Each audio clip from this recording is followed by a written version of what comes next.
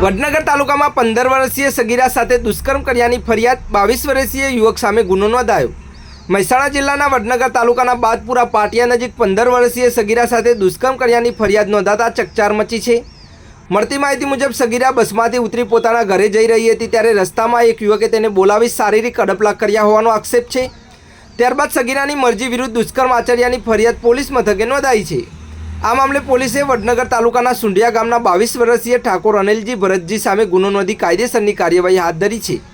આ ઘટનાને પગલે સુંઢિયા તથા આસપાસના વિસ્તારમાં કાયદો અને વ્યવસ્થાને લઈને ચર્ચાઓ તેજ બની છે। સ્થાનિક સ્તરે સુંઢિયા ગામ અને તેની સીમમાં કથિત જુગાર તેમજ દેશી વિદેશી દારૂના ગેરકાયદેસર વેપાર અંગે પણ સવાલો ઉઠી રહ્યા છે। સમગ્ર મામલે વડનગર પોલીસે વધુ તપાસ હાથ ધરી છે। વધુ સમાચારને અપડેટ્સ માટે જોતા રહો ઓનલાઈન ટીવી ન્યૂઝ। સંજુ બાબા અને સુરેશ ઠાકોર સાથે ફારૂક મેમણ ખેરાલુ।